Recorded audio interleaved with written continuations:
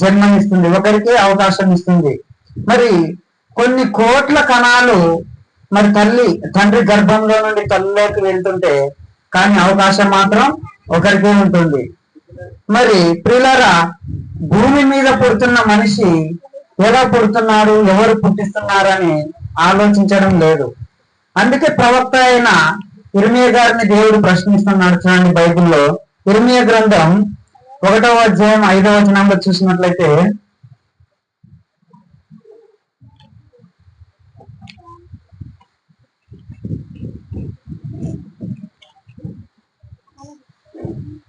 ఇర్మియా గ్రంథం 1వ అధ్యాయం 5వ వచనంలో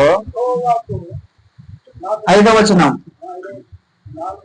గర్భంలో నేను నిన్ను రూపింపక మునుపే నిన్నెరిగి తిని, నీవు గర్భం నుండి బయలుపడక మునిపే నేను నిన్ను ప్రతిష్ఠించి తిని. మరి దేవుడే స్వయాన తన కుమారుడు అంటే ఇర్మియా గారికి చెబుతున్నాడు. అంటే మనుషులందరినీ పుట్టిస్తున్నది నేనే, నీవు తల్లి గర్భంలోకి రాక మునిపే నిన్ను ప్రతిష్ఠించి తిని, అంటే నీ రూపాన్ని ఇచ్చినది నేనే అంటున్నాను. మరి మనం భూమి మీద తల్లి గర్భంలో నుండి భూమి మీదకి వచ్చిన తర్వాత మనం రకరకాల మరి ముఖానికి రంగులు కొట్టుకుంటుంటాం, పౌడర్లు, తర్వాత వచ్చేసి ఇక్కడ రకరకాలుగా మనం రూపాన్ని మనిషికి అందంగా కనబడాలని మనం చేసుకుంటుంటాం.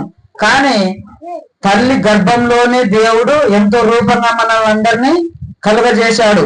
కానీ దేవుడు సృష్టించాడు, ఆయన పుట్టించాడని మనం ఆలోచించడం లేదు. మరి ఇంకొక మాట చూసినట్లయితే ప్రియులారా, యెషయా గ్రంథం చూడండి, యెషయా గ్రంథం 41వ అధ్యాయం 4వ వచనం,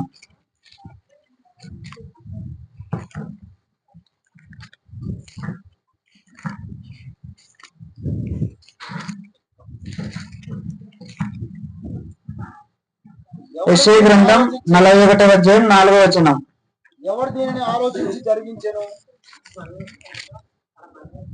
ఎవడు దీన్ని ఆలోచించి జరిగించెను, ఆది నుండి మానవ వంశములను పిలిచిన వాడునైనా యెహోవానగు నేనే.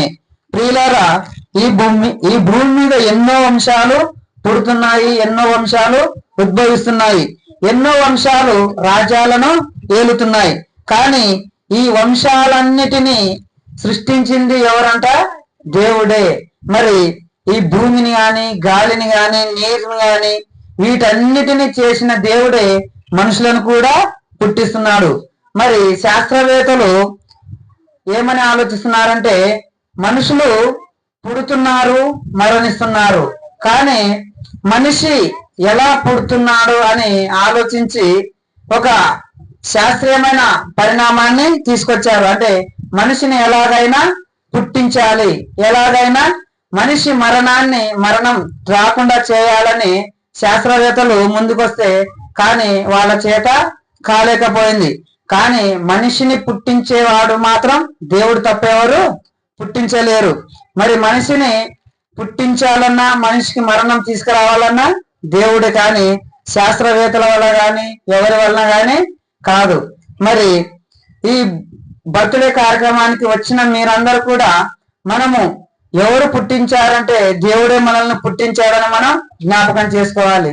మరి ప్రియులారా, అందుకే బైబిల్ గ్రంథంలో ఒక మాట అంటాడు, గర్భఫలం దేవుడిచ్చు బహుమానం. అంటే ఇప్పుడు సుదర్శనం అలాగే మార్తమ్మకు పుట్టిన దంపతులకు పుట్టిన కుమారుడు లేఖన సుందర్. మరి ఆయనను బహుమానంగా ఎవరిచ్చారు? లేఖన సుందర్ని దేవుడే బహుమానంగా ఇచ్చాడు.